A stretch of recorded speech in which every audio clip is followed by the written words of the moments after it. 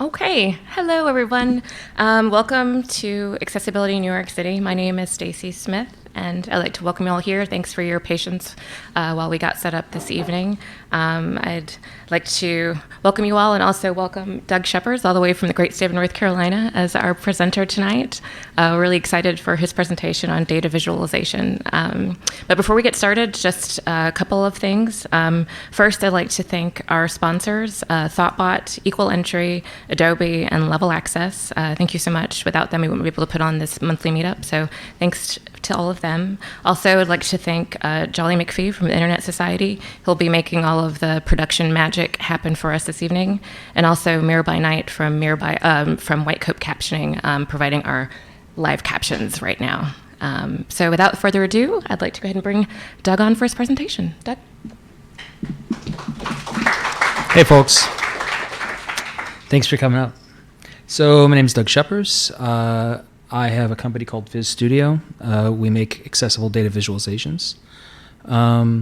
We're just in alpha phase. We have a couple customers, but I also work for the University of North Carolina, Chapel Hill, as an accessibility consultant as of a week and a half ago. So that's a new thing for me.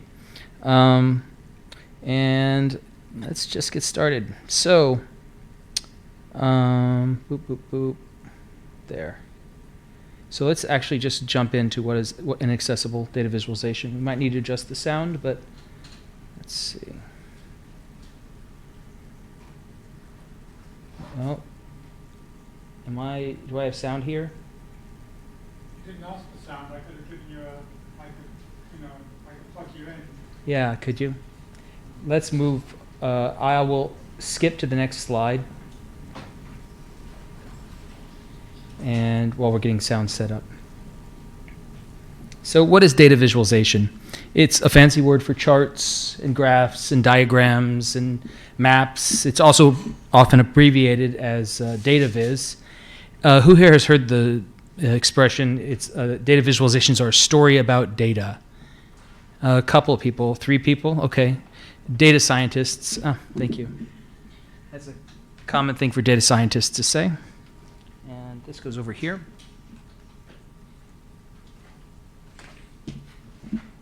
But I like to think about data visualizations as a more functional metaphor. That is to say, data visualizations are a user interface to data. And let's explore what that means. My goal tonight is to get you to rethink what a data visualization even is. Here, I'm going to do this. So here is a little toy screen reader that I made called Fizz Reader. Alaska, 27.9, data point 1 of 51. Options. Press 1 for more details. Press 2 for comparison to a specific data point. Press 3 for comparison to all other data points. Press 4 for data point statistics.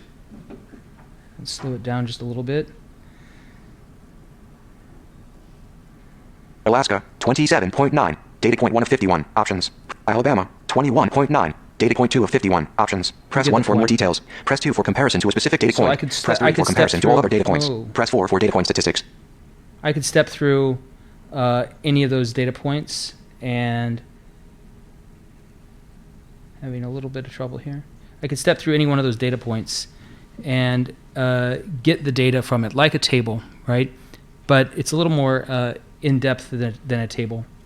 And I'll explain what's really going on with data visualization in general. So you may have heard that data visualizations can't be made accessible. Who here has been in an audit? Who here has heard somebody say that you can't make data visualizations accessible, right? Maybe you've seen in an audit that, provide a table or provide the raw data because you can't make, this medium can't be made accessible. I think that's a fundamental misunderstanding of what a data visualization actually is. So data visualization is actually accessibility technology. I'm putting up a spreadsheet here. Let me zoom in a little bit. There's a little spreadsheet for you.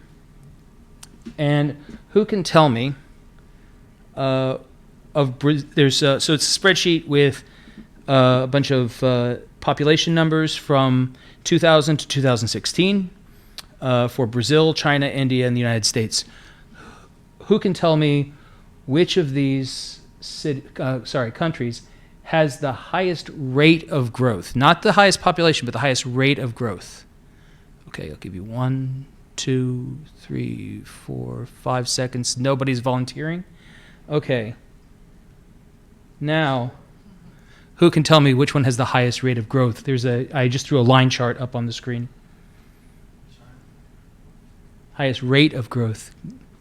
China has the highest population, but if you look at the angle of the line for India, it's a sharper angle than China. So India has the highest rate of growth. And it was much easier to tell with a data visualization than it was with a stack of numbers. That should be our level here. We should understand that data visualizations are actually it's much easier to notice and think about patterns. They're kind of a cognitive accessibility tool. They're a cognitive accessibility tool because our brains cannot understand just stack after stack of numbers, but they can understand images really well. They can do really amazing things with images. And so we're using our visual system to compensate for the lack of memory, the lack of computing power we have in our brain, cognitive power rather. In fact, I showed this slide to a friend of mine who has low vision, and he has he doesn't have retinal vision, and he was able to tell me immediately. He couldn't read the spreadsheet at all, but he could tell me immediately which one of those lines. He couldn't read the text, but he said it was the green line. The green line has the highest rate of growth because, one, he's a mathematician, and two, he could see the lines in a way he couldn't see the text. Data visualizations are a way we reduce effort and we catch attention in this data-flooded world. And it creates a functional model of the data in the minds of the audience. And there's nothing inherently visual about that. So this is Ben Schneiderman. He's a pioneer. And if you've heard of HCI, which is sort of the precursor of UX, he pretty much created HCI. And he said, the purpose of visualization is insight, not pictures. This is really going to throw me off having this black bar on the screen.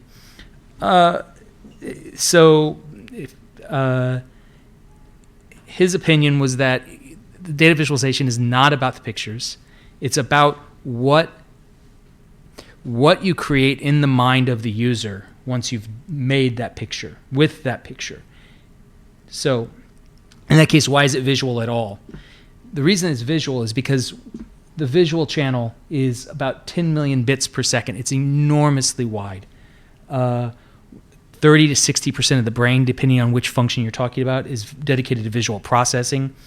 And we have a fast visual response, fight or flight response. Seeing dinner or being dinner is the expression. By comparison, touch has about 8% of the brain dedicated to it. Hearing has about 2%. And also vision is multi-channel.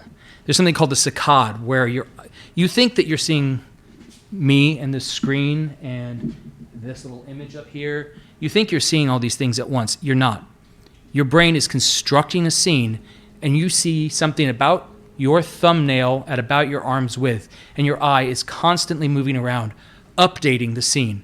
So everything that you see right now, except for one tiny little portion of your visual field, is imaginary. It's in your head. You cannot see what's going on.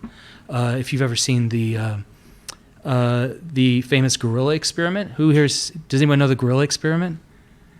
Google the gorilla experiment and just watch it on YouTube. So we think that we're seeing all these things, but in fact the saccade is moving our eyes around really, really rapidly, and we're doing this parallel processing. And it allows us to detect and match patterns.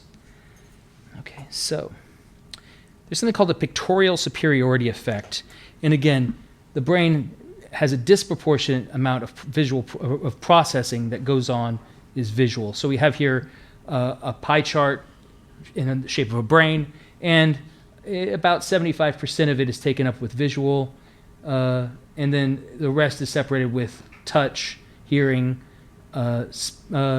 taste, and smell. it also has a really huge effect. The visual stuff has really huge effect on memory retention. So if I gave you this presentation and I didn't use images, I just used a wall of text, for any given slide, you'd remember the data that I give you after about 3 days without images. You'd remember about 10%. But with images that reinforce the ideas, it goes up to about 65%. It's an enormous difference, right? We're really getting at something neurological here. This effect, by the way, increases with age. The older you get, the more you think that little kids like pictures and adults we like text. The older you get, the more dependent you get on images, in fact. So if you want to read more about that, there's a good book called Brain Rules by John Medina. So there's another aspect of neurology with regards to learning, and that is learning modes. If you can engage multiple different learning modes at the same time, like sight, hearing, tactile, reading and writing are separate from sight and tactile.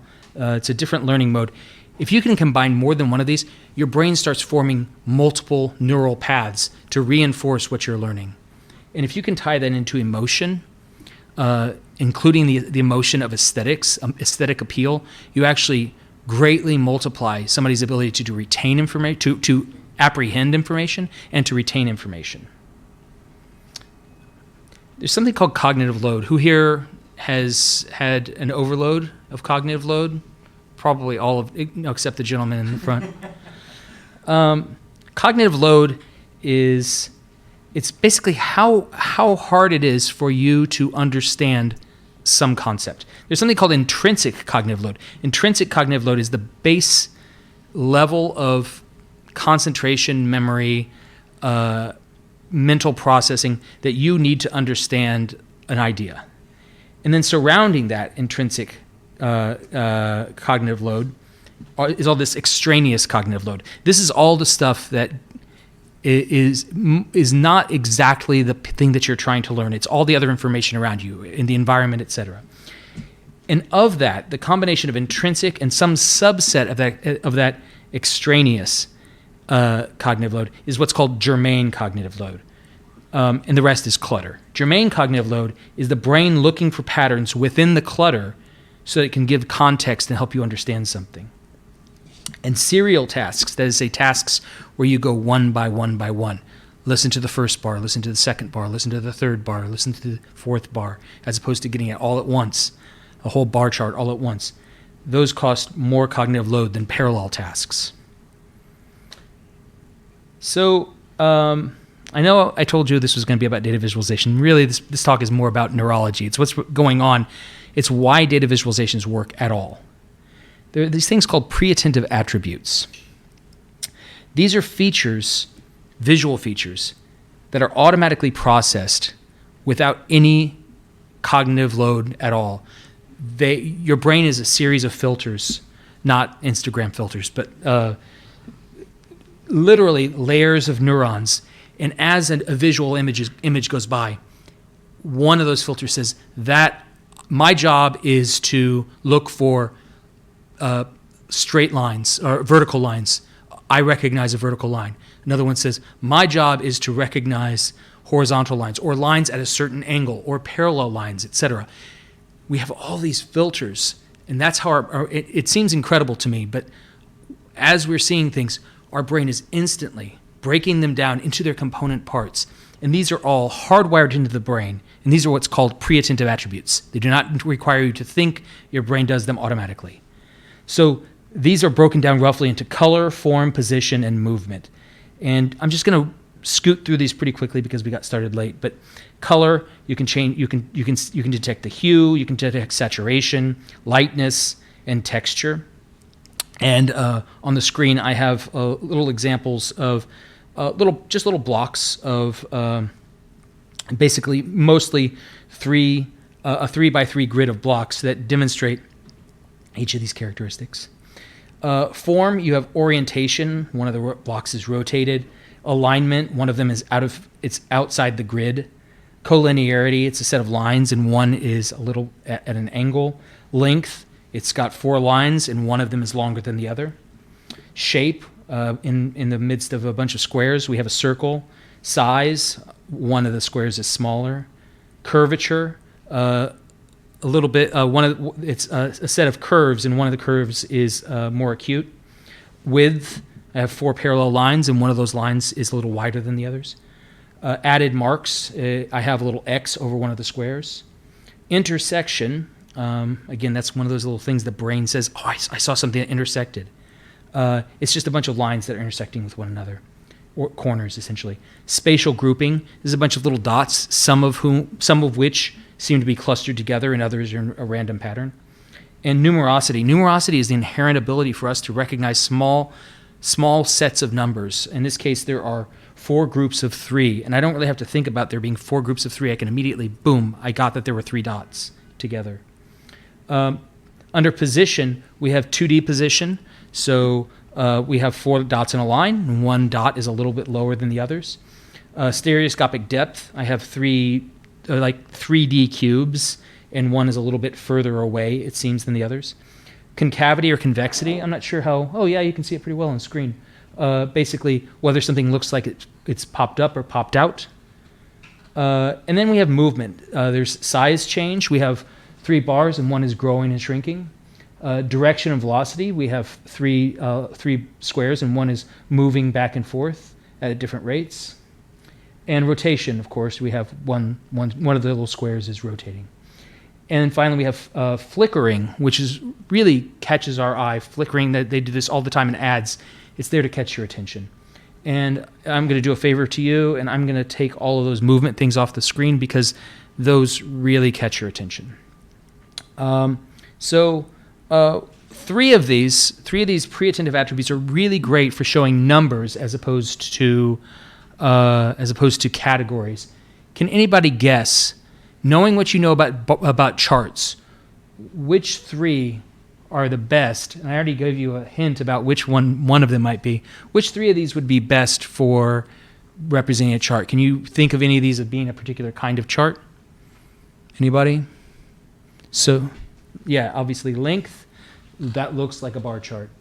Anybody else? Nope. 2D position. Yeah, 2D position. It's like a scatter plot. And there's one more, in size, yeah. Those 3 really represent, I can't tell you why, but those 3 seem to represent, in testing, they seem to represent numbers really well, as opposed to these others, some of which are categorical or attention grabbing or other things. Like you can imagine the colors being used to categorize things very easily. Okay, so now going past the preattentive attributes, there's something called the gestalt principles. Anybody heard of these? Yeah. So these are higher level pattern recognition that organizes those discrete elements that we see into a unified whole. That's the layer past the set of filters where we're saying, I recognize a parallel line, I recognize an intersection, I recognize whatever, I recognize a color.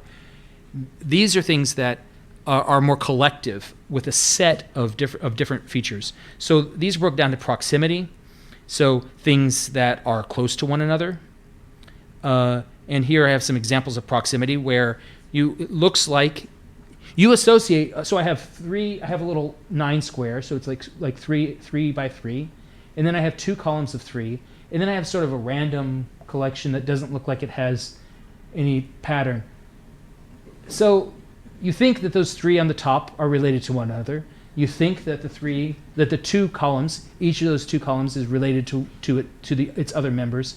But really, they're just positions on the screen. They're really just, it's arbitrary. They're really just up there on the screen, and you are bringing to that these things are clustered.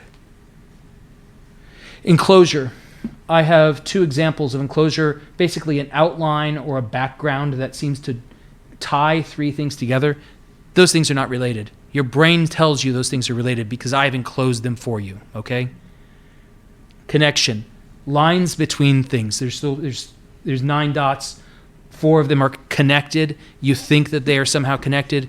They're not connected. Those are just lines on a screen, but your brain tells you they're connected. Try to shake the idea that they're connected, and you're not going to be able to do it. Similarity. Some of the dots are red, some of the dots are blue, and you think that they are together. closure. You think this is a rectangle. It is actually a set of 3 lines in a vaguely rectangular shape. You've completed that rectangle. Your brain has done this without your permission and without your asking it to. It's just done. Continuity. I have 2 bars on the screen, a light blue bar and a dark blue bar. The dark blue bar is behind the light blue bar, or maybe it's just 3 bars, a light blue bar and 2 dark blue bars, but your brain told you that thing's connected. Your brain tells you that when you see the shape of a predator in trees, that the head and the tail and the claws are all connected, even though you're seeing different patches of them. Common fate. When things move together, there's a few elements that are animated and one is just standing still. You think those 3 are somehow connected. I'm going to take that off because it distracts me. So these are processed after sense memory, but they're still preconscious, and they're processed in parallel with one another. Again, we don't have to do anything. Like preattentive attributes, there's little to no increase in cognitive load. That's our goal, right? With data visualizations, what are we trying to do for our users? We are trying to decrease their cognitive load. We are trying to get them to go from getting information to taking action, right? And sometimes without them wanting us to. What we're trying to do is we are trying to decrease the amount of effort. Well, Jacob Nielsen, who said, "Don't make me think"? I can't remember it, but you know the expression. Don't make me think. Don't make me figure out how this weird light switch works. Just put it into my brain, and that's what data visualizations do in an alarming way. People misuse data visualizations all the time, but they fool us. Even people who are trained, there have been studies, people who are trained in data visualization, understand it very well, are consistently fooled by misleading data visualizations. It's automatic. So there's a phenomenon I call, hey, look over here. Basically, WCAG talks about color and the use of color, but color is just one of a class of attention-grabbing things, right? They're attributes that we use them for. Basically, my point here is, if you're going to use color to draw somebody's visual animation as well, if you're going to use a color or animation to draw somebody's attention, make sure you add a semantic focus there as well. Don't just make it a visual thing. Somehow indicate to the user through ARIA or what have you that, okay, something here has changed and I'm giving you an update about that. Who here, okay, so everyone here knows what ARIA is, right? Does anyone not know what ARIA is? Okay, we'll get into ARIA. ARIA is it's a markup language that tells things what they are. It tells an item what its role is so it can talk to a screen reader. We'll talk a little bit about that. Basically, we want to reduce the clutter. We want to boil things down to their most minimal, most meaningful functions. And that's what we're doing with the data visualization. We want them to perceive the data, think about the data, and then reason with the data, make decisions with that data. And we have problems there because now we're going from something where somebody has a wide visual range to something a little narrower. So what do we do? Before we get into that, there's something called the fast and the slow mind. Who is fast and slow mind? Yeah, okay. So the fast mind, these are 2 different systems you have in your brain when you're making decisions. The fast one, boom, things just happen immediately, very low effort. That's where racism comes from. That's where insight and intuition comes from. That's where your brain is just, boom, it's just linking you up to your first impulses. Preattentive attributes and gestalt principles feed into that. It goes deeper than that as well. These are usually emotional, they're automatic, and they're frequent. We have them all the time. And then there's the slow mind. That's the mind where somebody says, oh, maybe I shouldn't have said that. Maybe I shouldn't have done that. It's logical, it's calculating, it's conscious. Maybe I can try to do this new thing that I hadn't thought of. Oh, now that I understand this data, I get what the data was telling me, but now how can I apply this to my life? What can I glean from that? How can this change my life? How can I make a decision using this data? Data visualization uses those systems to convey data. It uses the fast system to convey the data.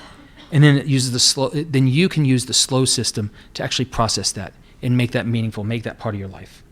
But that slow system is cognitively expensive and it's slow. And I don't know what this slide says. Oh, so we need to reduce the speed and effort in accomplishing tasks in a non-visual way, as I just said. Okay, you're going to kill me. There's a little more neurology, and then we'll get into something a little more deep. Okay, so we have a lot of kinds of memories. You think of memory. Okay, how many kinds of memories do we have? Somebody name the kinds of memories we have. Ooh, no, you shut up. I don't want to hear from you the rest of the lecture. You've heard of short-term memory and long-term memory? Yeah, that's not real.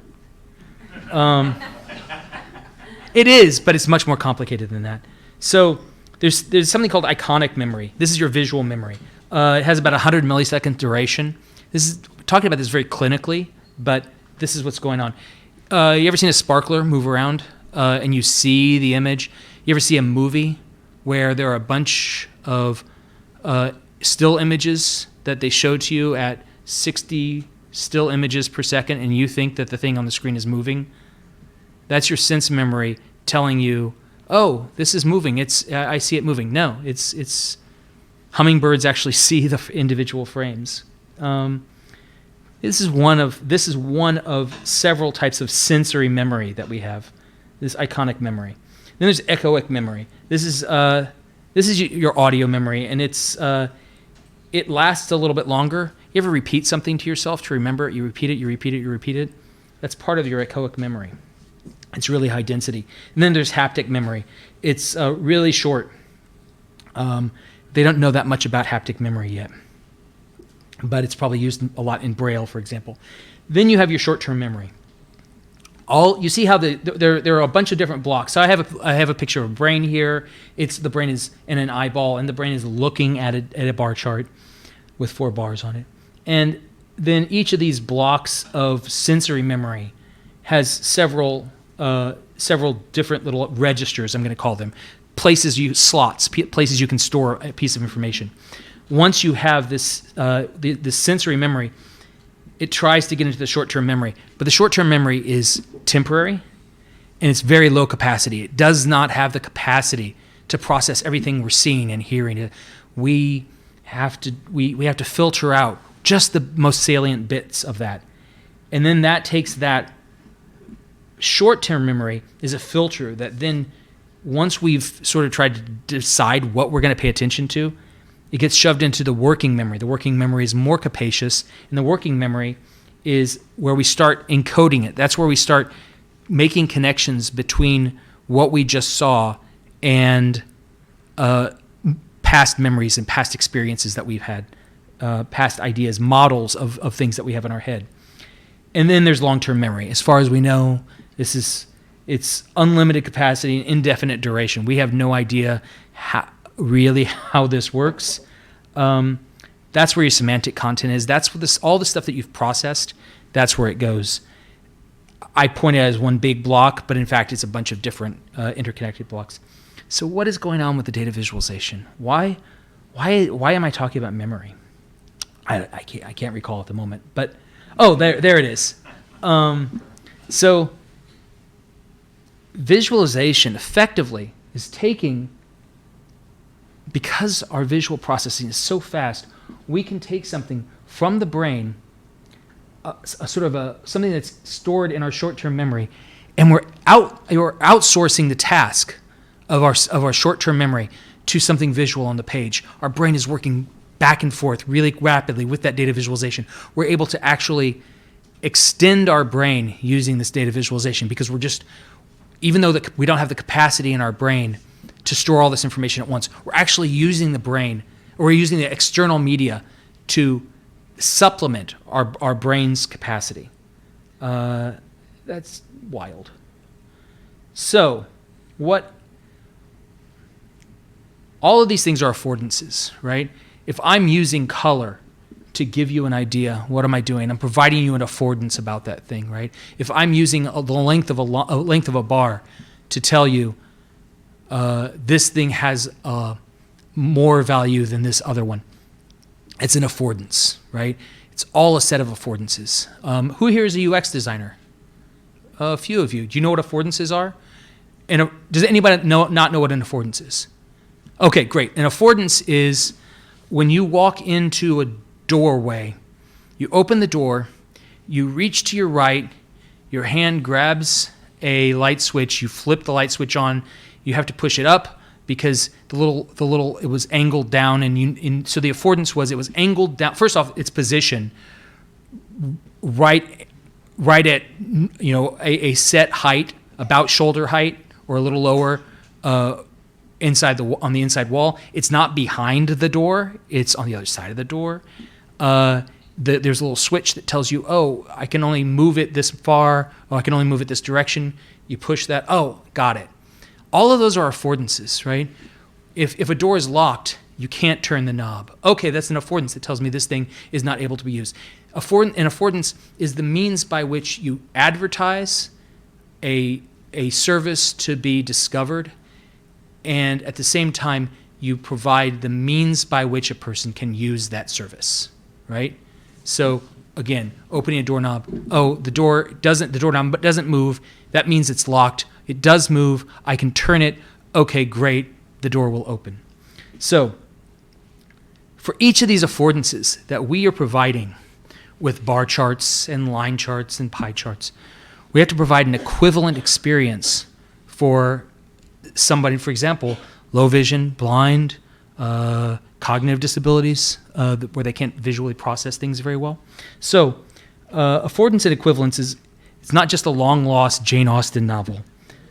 Oh, come on. All right, so I have a picture here of a Jane Austen novel called Affordance and Equivalence. That novel doesn't exist. I think that was Pride and Prejudice. But anyway, each feature of the chart includes an affordance and a set of tasks that it's geared towards. Finding out relative values, finding out the duration of something, finding out all sorts of different affordances. And for each of these affordance and tasks, we have to isolate the channel and the mechanism. And we have to find an accessible equivalent. So we reduce the cognitive load as much as possible, and we anticipate the user's needs. So if we don't have sight, for example, how can we provide the same information? So we have to use the other senses to provide these equivalent affordances. So one example here is an audible tactile map. I saw this in, I think, 2003. I was blown away by it. It's a map of Vancouver, and it is printed on contoured paper. And then you take that embossed paper and you put it onto a touch screen, and a person can move their hand around, and this embossed paper lets them interact with that touch screen, and so they can understand it tactily. And of course you can print using a Braille font using that. And then there's something called sonification. Anybody know sonification? Yeah. So here is a sonification. I'm actually gonna, let me turn this down a little bit. I'm gonna ask y'all to bear with me because it can be actually quite shrill. I made this a long time ago. I need to update it. But so we have a bar chart here. A line chart. And as I run my mouse over the line chart,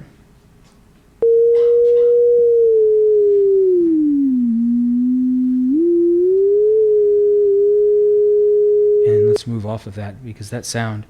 But basically, as the bar chart, a stock market chart, rose higher, the tone went higher. As it dropped, the tone went down, and that's good for giving somebody a gist, right?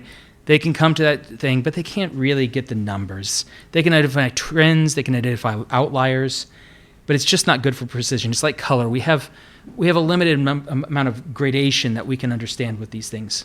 Oh, excuse me.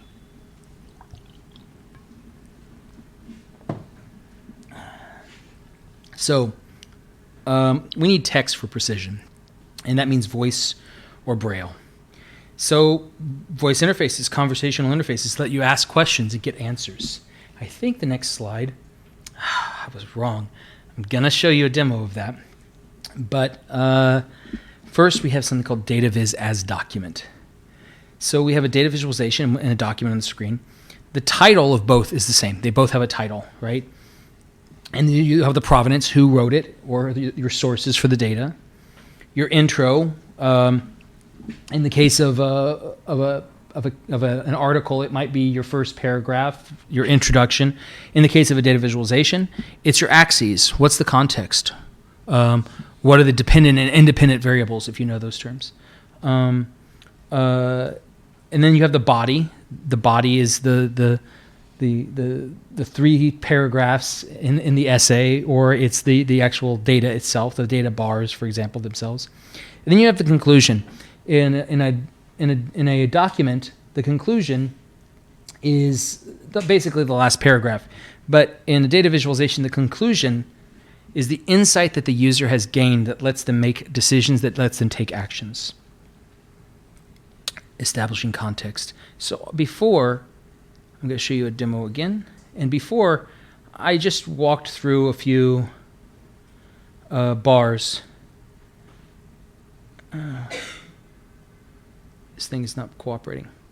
I just walked through a few bars, and you heard values, but you didn't actually know what the values were about. Percentage of college graduates by state, 2010. Percentage of college graduates by states, 2010.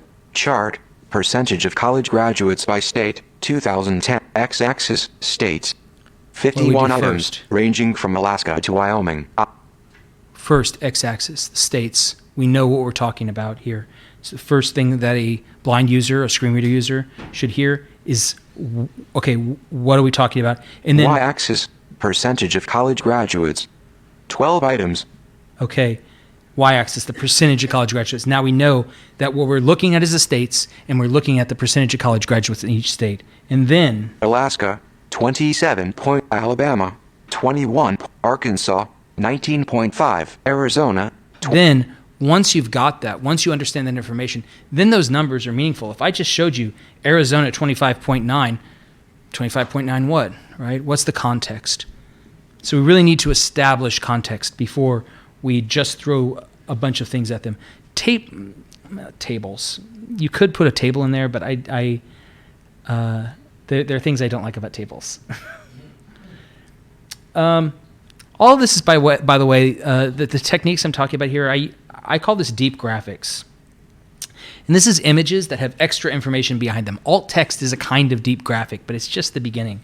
And you can embed data in data visualizations. You can add text to the link source. There's lots of possibilities. Accessibility is only the first one of these. So here's the anatomy of a chart, for example. So first you expose each individual landmark. So we have the title, then the x-axis, then the y-axis. And then you let them walk through each data point and get each data point. But then if you add, so I use SVG for this. You could use other things, but I add roles to each of the individual parts. I say this is the x-axis, this is the y-axis, this is a data point, this is the title. And that way the screen reader can actually start making sense of those things. It can actually treat them like what they are. Then I embed the data into the chart directly. And then once we have that data, we can derive values. I can find the high, I can find the low, I can find the range, I can find the total, I can find the mean, I can find the trend. Look at the sonification. Once the data is in the chart, the data travels along with the chart. You don't have to ask Dave in HR to give you the Excel file. No, when Dave sent you that chart, you had the data. You can extract it, you can reuse it. So it makes it more accessible. Doing this technique makes it more accessible. It makes it more searchable for SEO. Makes it more reusable.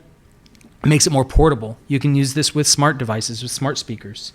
In any eyes-free environment, you're running to a meeting and you're trying to find some information on your phone. You don't want to look at your phone. And data provenance, basically, this is more for scientists. We want to link back to our data. We want to have that data be credible. I'm going to try to draw towards a close here, but in the past, I've seen a lot of people give a free pass to data visualization. Say, just put a table in there. Write alt text or a long description or create a hidden data table. I don't think that's going to be good enough. I think that we need to actually let them do things like find the trend, find relationships between individual data items. A table is not equivalent access. It's an increased burden on the user. Blind people are constantly bumping into tables on the web that stop them from really getting at the information. Here we have a periodic table of the elements coffee table. If a table were as accessible as a data visualization, we wouldn't use a data visualization. I would just be throwing spreadsheets up on the web, right? I wouldn't be putting line charts and pie charts and bar charts. If those were equivalent experiences, we wouldn't be using them for sighted people. This compliance landscape is changing. There's more and more accessible data visualizations out there. And so if you are in an organization and you're using data and your data visualizations are not accessible, you might want to revisit that decision. So there's lots of ways you can do that. You can find, if you have a scientist in your organization, find your early adopters. Scientists like ethics, they like credibility. Get the data scientists on your side. Accessible data visualizations don't cost any more than inaccessible data visualizations. You can make a data visualization accessible. You're not drawing these things by hand, people. If you are, you're a rare bird. You're using software to generate your data visualizations. That software can make accessible data visualizations, and you should expect and demand that. So I'm going to skip over this. No, I'm not. I want to say something about one size does not fit all. Everyone knows that you need to have a high contrast ratio with your colors, right? Everybody does that here in this room. Did you know that hurts dyslexics' ability to read? Yes, the last presenter we had talked about this. Oh, there you go. Like, you can't expect one design to meet everybody's needs. You can try to move towards designs that meet a multiplicity of needs and let them adapt to the thing that they're using to how they want to use it. Data visualizations work great for low vision people because they can see the patterns and then they can zoom in to get the text, for example. Consider your target audience and create a data visualization with them in mind. So, again, data visualizations are a functional metaphor. My functional metaphor of them is data visualizations are a user interface for data. Do people understand what I mean better by that at the end of this than at the beginning? There are two people nodding, so I think I succeeded. Different kinds of data visualizations are optimized for performing different tasks, like comparison to the whole, comparison to other data points, trends over time, breakdown of categories, like filtering and sorting, connections between items, navigation and focus. My company's mission is to make these implicit interactions that we have with charts, where we see trends, into explicit actions and give people the power to question, to answer, to everybody. So there's different levels of data visualization. The first level of data visualization is saying that this is a bar chart or this is a pie chart. Don't do that. That's like telling a joke and not telling them the punchline. Actually, there's another level where you just don't have any alt text at all. The benefit of that is it can be automated as a process. The con is that it's useless and insulting. You could provide detailed summaries in alt text, like line chart showing market trends with a downward trend over the last year. That's useful. It can be automated, but it doesn't allow the user to find their own trends in the data, find their own what they're interested in about the data. You could provide hidden content in like a table with the same information. Everybody knows this gets out of sync with the actual data visualization. It's not great. Also, it's serial access only. You could provide a table alternative in the data visualization. I've shown you some of that. But you could also provide the ability for people to explore things like tell me trends, tell me comparisons between bars, etc. And that's what my software, for example, does. I think that's going to be an emerging trend. If you want to see a demo, I don't want this to be about my software, but if you want to see a demo of mine, I'll give you some contact information later. There are a bunch of libraries that can be made accessible or that produce accessible stuff. When I say accessible stuff, I don't mean that you can change the colors. to a colorblind friendly palette. That's not accessible. That's a very narrow definition of accessible. So High Charts has some really good sonification, or has some good accessibility, and they've just added sonification. SAS has good sonification. It's a little expensive and complicated, but it's they do have a free authoring tool for students that's really handy. Semiotic, who here has seen Semiotic? It's an up-and-coming data visualization library. Some volunteers have put some accessibility in there. There's something called Progressive Access. If anybody knows R, you can use their Braille R package. They've also got some commercial offerings. And Fizz Charts, which is my product, we're actually in alpha phase now. And I think that it's the most accessible of all these because I've really thought about, okay, what is the data visualization? What is it doing? And what can we actually do with the data visualization? If you're interested in that, you can write anything at fizz.studio and it will get to me. But alpha helps me say, okay, these people want to see the alpha, and we're going to be doing a webinar in the coming months if you're interested in that. And my name is Doug Schepers. My email is doug@fizz.studio. On Twitter, I'm @Shepazoo. I really appreciate your attention. And if you enjoyed this presentation, I want to give a plug to my friend Mara. The reason we're here in New York City at all is because she wrote her second play, and it is being performed here tonight and this weekend and then next weekend. You're the Monkey. So at the Tank, New York City. And that is my presentation. Thank you. Sorry about the plug. We appreciate a plug here at Accessibility New York City. Right now we have some time for Q&A. And afterwards we'll have some time for some networking and mingling too, so stick around. And if you have any questions, just raise your hand and I'll come with you. It's important to speak into the microphone so that we can hear you for the stream. And also for folks that are watching right now online, if you have questions that you'd like to put forward to Doug, please type them into the chat and we will make sure you get asked. So just wave your hand if you have a question.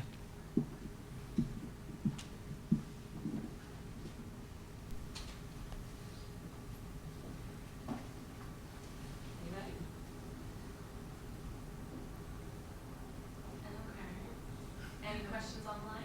Oh, wait, we have one. So if you're dealing with a bunch of existing data visualizations and you don't have a ton of capacity to remediate accessibility issues, what's the first step that you would take? First step would be look at how they were generated in the first place. See if that can be made accessible. Has that software, does it have an equivalent accessibility thing? If you're looking at past stuff, the problem is data visualizations, making a data visualization of a PNG out of a data visualization, a raster out of a data visualization is a lossy process. Once you've gone there, there are emerging pieces of software that can look at a chart and try to gauge what the numbers are. This is why I really like this idea of deep graphics. Embed the data in the chart and in the metadata, whether it's an SVG file or you could put the metadata into a JPEG or a PNG using metadata. Put the data in there so that when somebody needs to use it for something other than that chart, needs to update it, whatever, you can extract it. So, okay, that's a terrible answer. My real answer, so if you had the data, right, you could just publish a chart, right? You could, I mean, that's that's what people have been doing. It is an acceptable first step, right? Make a table of the data and hide it behind the bar chart or whatever. That's what I would do if I couldn't get new software to do the thing. Would it be acceptable to also provide some contextualization, like a narrative? Yeah, absolutely, absolutely. I should have said that in the beginning. Alt text, long descriptions, all of those things are great if you can do it. Those are really, actually, in fact, I would say that for things where you're trying to show trends, like a line chart, those are typically superior to a table, right? Because you're actually providing the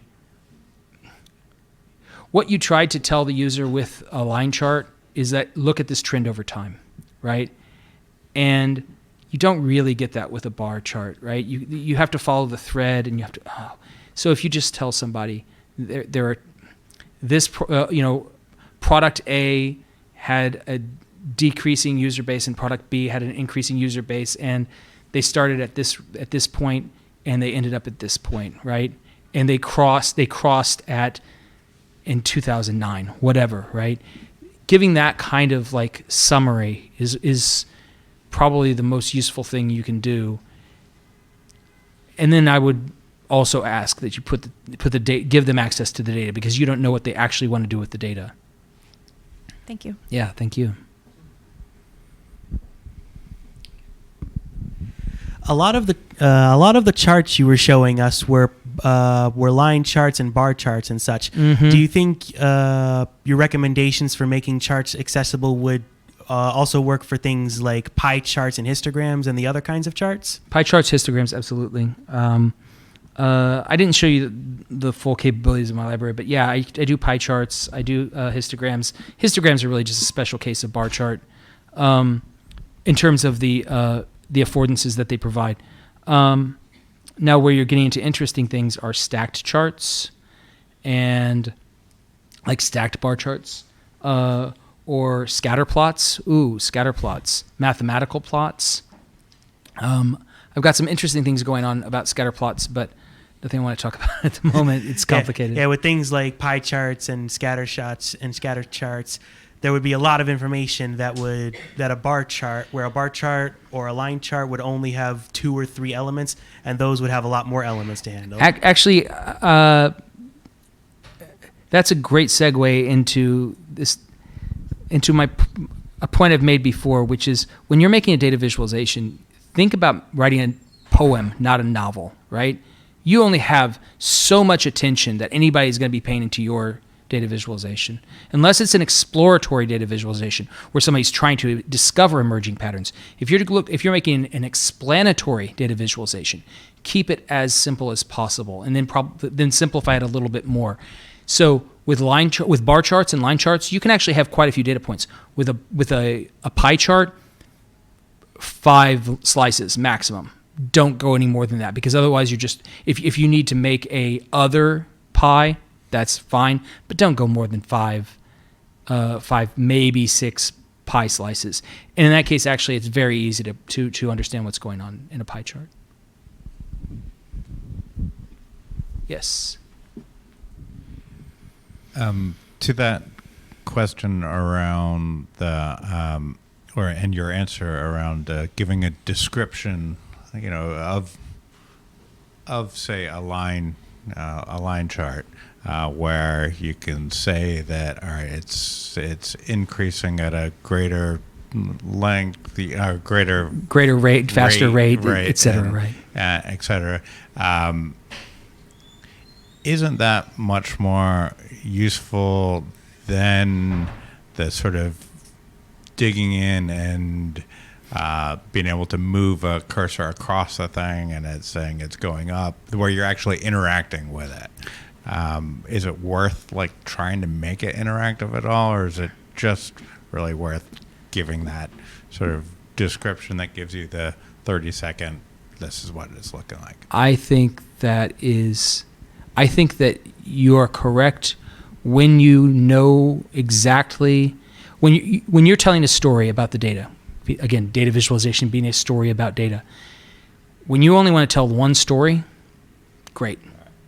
When you are letting the user discover their own story about the data, that's where you want to give them the ability to drill in. And I agree that a quick summary is actually you should not only give them the ability to drill in. You should give them the quick summary to let them know whether or not they want to drill in. But you should also give them the context of saying, okay, let's say I had 50 bars on a bar chart, right? And I had New York and California highlighted, right? And I said California is X times more than New York with regards to this metric. That's great. But if you also tell them, and there are 50 other bars, then they can decide whether, for example, I grew up in Missouri and I live in North Carolina. I don't care about New York or California. I want to compare those two on that particular metric, right? Or maybe I'm thinking about going to school in Michigan and I want to compare that.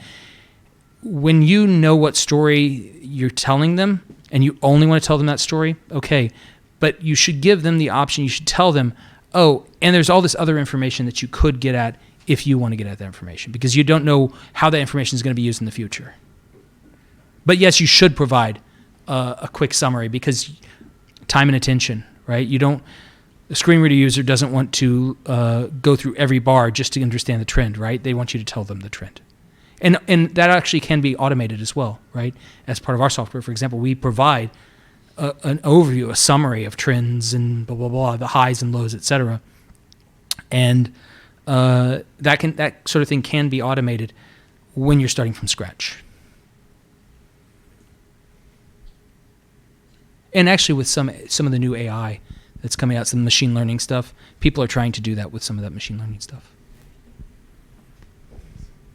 What are your thoughts on incorporating the third dimension for data visualization and the difficulties which incorporate this approach? I avoid it like the plague. It's not just a stylistic thing. It is a stylistic thing. People are notoriously bad at using stereoscopic images and actually gauging what that means. 3D bar charts are okay, but when you actually start adding, when it's just decorative, but when you actually start adding multiple bars behind that, unless they're able to like go in and really manipulate it, it just overwhelms people, to be honest. And stylistically, yep, thank you. Stylistically, it is flat is more in now, but even just in general, have you heard of Tufty? Tufty says reduce the amount of ink that you're using, and I'm going to amend that and say it's not about the ink. It's about the number of things the person has to look at. It's the number of preattentive attributes that person has to use in order to get at the intrinsic cognitive load of a piece of information. So there are cases where 3D can be useful, but unless it's absolutely necessary, I personally would avoid it. So you were talking about this in the context of using like bar charts or charts on the basis for 3D visualization, but what about like rethinking visualization of this information? Like especially with virtual reality, we now have like the capability to build environments where we can play with data in a completely different way. Yeah, in a more explanatory, playful, haptic way even. And with spatial sound, we can maybe place accessible information for blind people in a virtual space for exploratory purposes as well. Yeah, I mean, I think any of those experiments are great. I encourage people to experiment. I think that I would like to see hard data, right? Without data, you're another person with an opinion, right? Me, you, anybody. I personally don't know if using 3D in these virtual environments is going to be more useful to people in a certain way. It could be that my thinking about this is limited, and I encourage people to experiment and think outside of what I've said or what anybody else has said and try and see if that works. But I would say with your experiments, bring it back down to brass tacks. Try to see, okay, your very fancy 3D visualization of something that lets somebody walk around the bar chart or the map or whatever it was and used sonification, 3D spatial sound. How quickly were they able to get that information as opposed to how quickly were they able to get with a 2D map, right? How much longer did they retain it versus how long they retained it? Break it down to metrics. And maybe that experience of walking around it will actually add an additional like set of neurons that lets them retain that longer. I don't know. But it should be done. You should look at it in terms of metrics. How much are you asking them to perform versus how much information are you giving them, and how much value are you giving them, how many tasks are you allowing them to perform. Does that make sense? So I encourage the experiments, but I say take the experiments and actually then measure them. There's 3 questions online.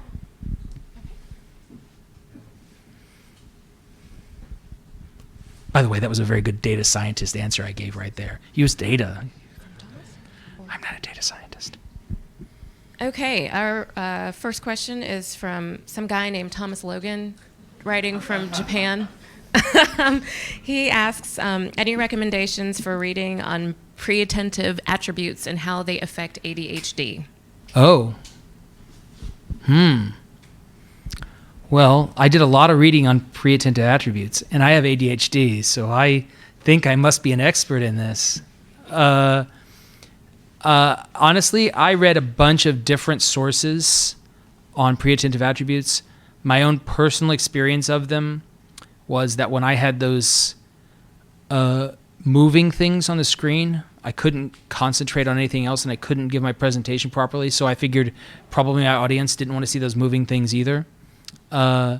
So I only have anecdotal experience with regards to the preattentive attributes and ADHD. ADHD is not about attention deficit. It's about impulse control, and anything that distracts you. Ooh, squirrel! Anything that distracts you and pulls you away from your task is going to be harmful, and that includes preattentive attributes if used for evil. Right? I haven't read about preattentive attributes and ADHD, but if you find anything out, Mr. Logan, I encourage you to let me know. Great. And the next question, what are the next trends you see in data visualization and accessibility? Line charts. That's because line charts show trends. Oh, no, wait, that was a... what trends do I see? Okay, the trends I would like to... Thank you. I appreciate that. You're an easy audience. I appreciate that. I don't know. I'm not a futurist, right? I don't know what's going to happen.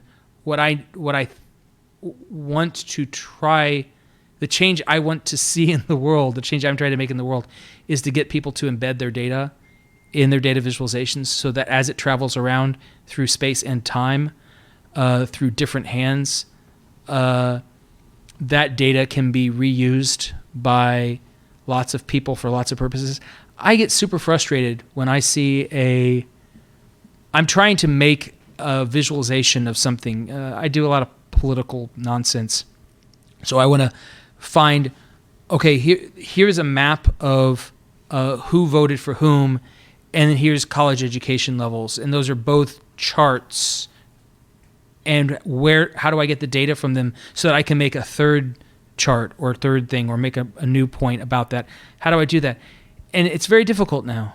And I encourage people to embed data. And because I see other companies doing accessible data visualizations, embedding the data in the structured way in which I say it, I think that is a trend. It is an emerging trend that data is going to be moved. And also scientific publications are encouraging their scientists to include the data in their scientific publications for credibility's sake. And so I think that having more data at your hands, not just the product of data, not just an image of data, but the actual data itself is a trend. I think I'm going to stop there. I think there's a lot of interesting things that people are doing with data visualizations and accessibility. But talk to me about it next year.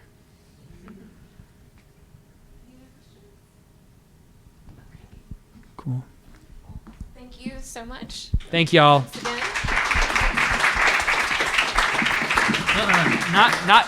Not thank you all. Thank y'all. Thank you guys for coming out. I really appreciate it. We've had 2 meetups this month, so we will not have a meetup in July. We'll be back in August. But we will be joining our friends at Diversibility for Disability Pride on July 14th. So if you're not a member of our meetup online, please consider joining, and then you can get all of our news about all of our upcoming events, including information about that event if you'd like to come out with us. So I hope you'll stick around and get to know each other. And if you have any questions for Doug, you want to have one-on-one offline, he'll be available afterwards as well. And have a great night. Thanks. And I have non-embossed business cards if anybody wants a physical artifact of meeting me. And go see Mara's play, Year of the Monkey. John Kirkwood. We've met before.